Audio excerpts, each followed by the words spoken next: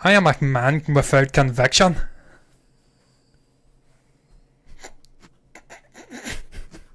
Hello and welcome back to another television review from MBE.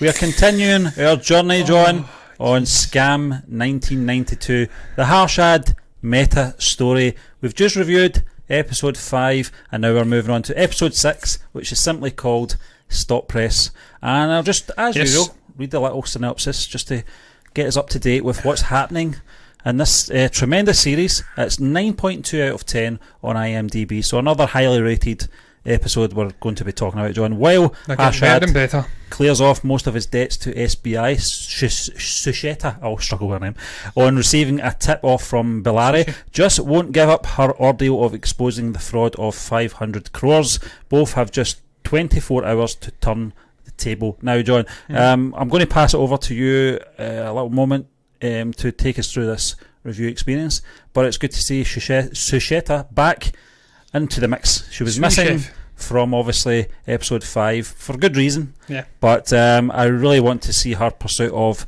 Harshad and where it's going to take us. Well, Stephen, look, Mehta, he's looking forward to further investments at the start of this, but his enemies are plotting his downfall again. Yep.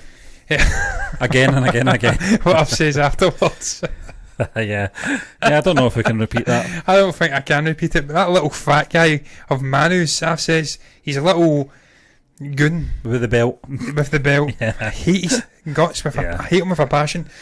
Him and Aji, that whatever says here, and the Aji guy, Aji's an opportunist, that's what it says. He's doing the exact same thing as Harshad. I keep saying Harshad, but he wants to bring him down because he's not doing it as well as Harshad, and he's jealous. And look, I've said that, man. There's no dignity about the way Harshad. That was what they said in episode 2, wasn't it? No, there's no dignity. No. Yeah. They're getting after him. But what I've also pondered, Stephen, is it me and us in general? Are we the ones that are wrong? Is this series portraying Harshad as a goody two shoes? I've says, is it too biased towards him, or is it just a natural thing? Are we just drawn to this guy because he's charismatic and likeable and a maverick, or is it the actual show itself? I think that's the question I pondered. I think it's a because my hatred of Manu, and my hatred of that little fat guy, and my hatred of Aji, and my liking of Harshad, it's not natural. Yeah, I mean, up to now, I know we've not got the full picture yet because we're only watching it as fresh as you can, and up to now we are looking at it from his perspective. When you're looking at all the other players in this episode, this series even, they're all doing the same as what Harshad is doing. They've done it, that's what they do, but he does it so much better. That's the problem. There seems to be a lot of jealousy creeping into all these other groups, and if you like the likes of Manu and AJ or Ajay, people like him, they're not squeaky clean either. They're not goody two shoes, but Harshad is almost like dare I say it, he's like a modern day Robin Hood. You know, he's stealing from the rich to sort of share the wealth, if you like. Everyone's a winner, that's what they keep saying. He's the biggest winner, but they keep saying everyone's getting a slice of the pie, if you like, but they don't like the way that he's doing it, especially Suitcase. She is making it her life's ambition to pursue and expose him, because financially she believes that he is morally wrong in what he's doing, but this is one of my favourite episodes actually from the series so far, John, just because of I think this is the most we see of Suitcase as well, and the series up to now as well, and what she's doing. And the other good thing about this episode is that it's picking up from the first episode. We're getting the informants already told her what's happening, and now we're getting to see what happens next. Sharad Bellary, he meets with her. We see it happening again. He disappears. Taxi. Purely because he doesn't have evidence. He's just been given a tip off by AJ and one of his goons, and he disappears. But Suitcase not happy with that. She has the bit between her teeth. She's wanting to go after Harshad, bring him down. Her and her journalist partner in crime, they begin to expand his scamming ways. I've said she wants to reignite the word, bring the word scam to the forefront of everyone's mind. Someone criticises her saying the word scam, too much scamming. You do realise you can say financial fraudulence and fraud and stuff like that. She says but in a couple of years, Scam's going to be at the forefront of everyone's mind in India, and probably because of what she does with Harshad. She's probably right.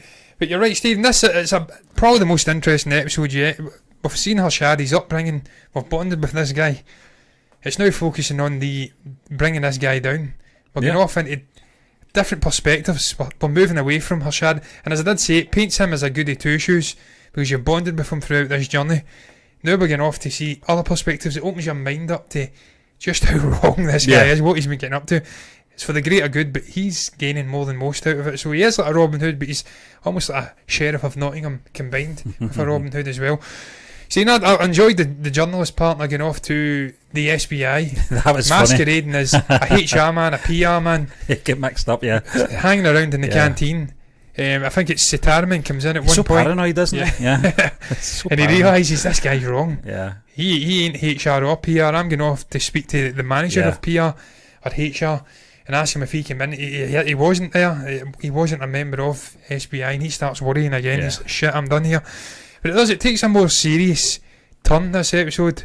It turns more to Shahta, as you did say, financial industry outsider perspective. I says it was needed because the Citibank lot, who are the yin to the yang of Harshad, they're corrupt as well. They're getting involved in all of this gambling with bank money in the stock exchange, not shock exchange.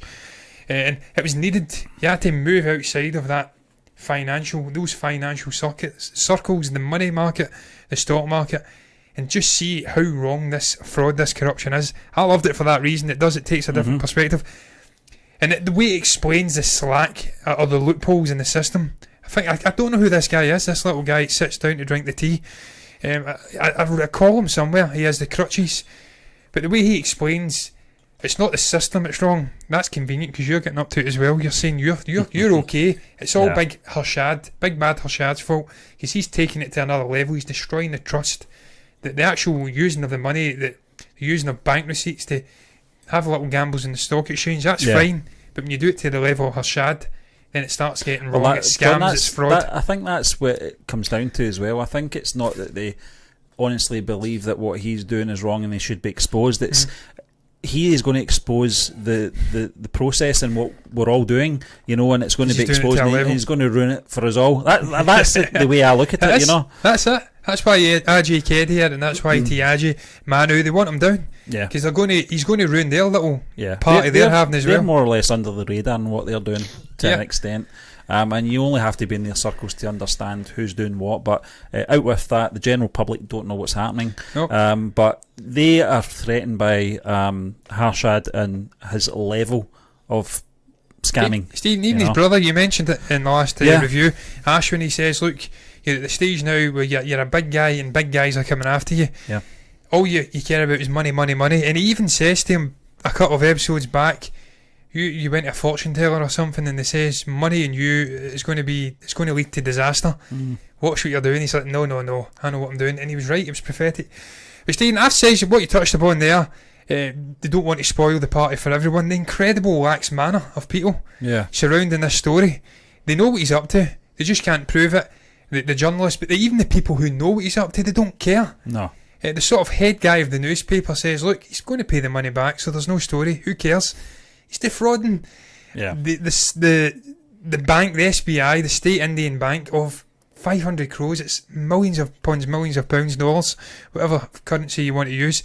That's a story. But the people within this surrounding, they don't care. No. Because as you did say, everyone's getting a slice of the pie. So I found that so interesting as well. They're misusing government money and no one gives a shit. Only really Shahta wants to pursue this and sort this guy out. What is my dog doing here, man? He's having a stroke here. But I don't know what you made of that, Stephen. The lax manner of people surrounding this story. And just Shahta really racing against time, fighting constantly to try and I think get it's just sources and get credibility. There's a thing in this series where they do highlight things time and time again, but I think it's just because of the structure of the way each episode's played out, where you've got to remind the audience of, Shahta is alone. She is alone in her pursuit of exposing the truth, and they do it again here. I didn't really get much revelations out of this because I know this, that everyone out with Shahta doesn't care. The misuse of the government fundings, they don't care because they know it's happening, and as long as it's paid back in some form, it's okay. But she actually makes a good quote, and I can't remember what it was. It was something to do with... He's misusing government money to rig the stock market. And then I think someone says, but he's paying it back, then there's no story. He took your money and now he's returned it. So she's really passionate about bringing this guy down. It's the Leap, I think, or Leap. He's the main guy at the newspaper she works for. I think it's the Indian Times, because it comes up thanks to the Indian Times at the end. Yeah. And I think Rajdeep is the editor below the Leap. They don't want to know. No. They keep pushing her off. Look, you've got no evidence. You have no sources. Yeah. And then when she even gets the go ahead from a guy, an executive at the SBI, they still don't want to know. They're like, no, that's not enough. And she's like, look, trust me on this, publish it and you'll see what happens. I think they're worried about consequence though, John, more than anything. If you've not got hard, it finish them. He's such a big figure, Stephen. He's borderline untouchable. This guy, he's like a celebrity. Become financial entrepreneur, become stock exchange bull runner. This guy's ridiculous. He's on another level. People are terrified. I says it in the previous episode. Even when they know that he's used 500 crores of their money, he's coming into the room and he's laying down the law. The tea's very bitter in here. Make sure it's sweet next time. This guy doesn't give a shit. He's a huge figure. Well, it was sweet the next time. But it was sweet the next time. But I tell you what, he falls a bit in this, Stephen, because he's swimming in his pool. He gets a phone call from Chahta. His face falls. At the end, his face falls big time. That was a good conversation between the two of them because... so you're denying it? That was the first time that... she had the upper hand, in their sort of conversations. Stephen, she's the only character in this entire story that stands up to him, that's not odd in all of them, that doesn't want anything from him, and therefore there's a famous saying, I can't recall what it is, man, but probably within this, trust is the key. Yeah. She's the only person that genuinely can go after this guy and topple him. Everyone else is in awe, they're scared of him. Something's preventing them, bringing them down, self-interest. And the funny thing is, out of all the characters, she is probably the one that Harshad respects the most as well. Yeah. And I think it's because of her integrity. Yeah. And that's what he doesn't have, in a sense. He has no integrity. Yeah. Because he's all about money. He admires it, yeah. He does. Steve, she's got a race against time in this, man, to find sources. I love this rush. It's one day it's taking place, and she has to get the story out that night before the stock exchange strike. The joys of working for a newspaper, John. Joys of what? Yeah, you know about that, Steve. You work for multiple newspapers. Was it the Herald, the Times, not the Guardian? Deadlines is the game. Deadlines, coding and stuff like that, man. I tell you what, man, I admire your job, but I don't grudge the pressures, because I've got a privileged lifestyle here, man. I have no pressure. She has got pressure in this episode. She's getting major pressure in this episode. She's got an editor and a newspaper head who are reluctant. I've said something in this I can't repeat. Chahta has been stubborn. How can you publish a story about a celebrity without any evidence? You can't publish that word. Yeah, you can't publish that word after all. Yeah. I've made a word up and it's great. If she wants a scoop, tell her to go and get some ice cream. And I love this. I love that her fighting. It's almost like, what's that famous thing, man? The bull guy and the guy fighting against him. What's he called? Greek mythological story. I can't even recall the name of it. Terrible, man. Terrible. What is wrong with me, man? The sort of Taurus figure that he fights. It's a famous story. The underdog going against a big bull, in a sense. Yeah, David and Goliath. Jesus Christ. God, it's getting late here, guys. You must forgive me. But yeah, man, she goes after him. And look, the shot of her sleeping at her desk and the lights are all going out. That's dedication for you, man. I'm sure you've not even done that, Stephen. Yeah, John, I'll tell you, I know I'm digressing here. It was a short story, right? But very similar. When I was watching this episode, I was like, that was me a couple of years ago at Hampden Park. I used to work for Hampden, or I used to work within Hampden, and I was working that late that the front doors were locked and the lights were out down at reception, and I panicked and I had to phone my boss. I was like, I can't get out of this stadium, and I don't want to leave the doors unlocked, because if something happens, this is big news. That people broke into the National Stadium. But I've been there time and time again, John. The last one out, first one in, last one out, putting the lights on in the morning, switching the lights off at night. Absolutely. That's Chahta. That's how you get the story out, the job done. And look, the story starts publishing. I love that scene. She's sleeping. Little guy, her colleague, comes to wake her up, and then the other colleague is kind of stabbed her in the back. He has took out Harshad's name. He's made him anonymous. The cat's out the bag though, and it was a great scene, Stephen. Her getting recognition for her hard work, but kind of being stabbed in the back too. She's happy, but she's conflicted. She wants him outed, and he's right though. The colleague's right. It's the best way to do it. The story gets out there, but they don't name names, so there's no comeback. So they've outed this guy. It's going to get outed sooner rather than later anyway, his name. I think that was down to the source that wanted to keep his name out. Yeah. If he had said, I'm okay for you to use my name, then they would have used Harshad's name. Yeah. Because they would have the source to fall back on. Anything that was accused towards Harshad would fall back on the source and not the newspaper. Dean, I loved the scene of the old guy as well on the bike, taking all the papers out. That was a great little scene. Yeah. And the music, man, I love the music in this. I love the intro music and the little saxophone. I think it's a sax. Yeah. For the somber moments, Yeah. there's great music in this. Technically, it's brilliant. I really love the shots. Spoke quality, about the overhead desk scene in the last episode. There's some great shots, and none more so in the final shot of this episode. I says it's like the Last Supper. Is it Michelangelo who done that? I may be wrong. I think it was, but you're right. And I never looked at it that way. But the phone ringing, it's the first time you actually see Harshad very stationary in the series as well. He's looking at paper. He doesn't. He's dumbstruck. He doesn't know what to do. Can't believe they've published this. Yeah, exactly. Thought it was untouchable. Yeah, exactly. And he's been knocked down. He's been brought back down to earth. Yeah, he thought he was 6 crores away. He was about to open the stock market up and earn it back. Everything's hunky dory. He's in his pool on top of this skyscraper, this penthouse, and it's all crumbling around him now. And the way that it just slowly panned out, the wide shot of the four of them sitting at the table, as I did say, it reminded me of the Last Supper, famous painting of Jesus and all of the apostles trying. There's also frantically. John, just when you're talking about that, I just remember his wife in that shot as well. There is a few scenes with him and his wife that we've not really seen since the first episode. Yeah, in the bed. She brings back that saying he said to his old father. Yeah. Remember, you can't light the night; it holds all your secrets. That was a great little scene. There was a scene in the car as well. They were stuck in a traffic jam. But apart from that, it was mostly just it was a very dark episode, I felt. It was, and Stephen, it needed it. It really did need it. We've been lighting the area around this guy. It's been financial circles we've been in. AJ Keddy, the Citibank cartel, Manu and his goons, all of these people who are within the stock market, within the financial circles. So you're blinkered. It's got a biased perspective. When you step out of that and you start seeing things from Shani, her journalist friends, and from people outside of the financial circles, you realise this is corruption. It's wrong. He's defrauding the country, he's defrauding the state bank, he's defrauding governmental money. It is wrong, even though he's a charismatic maverick guy. Ultimately, he's well wrong. And when you take a step out in these 2 episodes, it really does show you how wrong the guy is. And this is why I'm enjoying this, man. We're seeing multi-perspectives, multi-characters. It's intelligent storytelling, structures, and within the actual season itself. It's brilliant, man. And look, overall thoughts, because we're ending this now. Yeah. I'm going to end it. I don't know if you're done, Stephen. John, this is the thing about television reviews. They're not. We can't.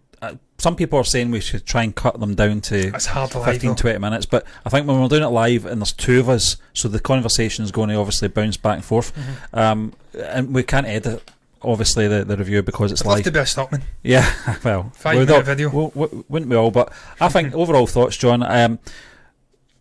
Up to this episode, we were getting an episode where Harshad was on the rise. It was a good ending for him, and then we were getting one that was probably not so good for him. This one ends terribly for him.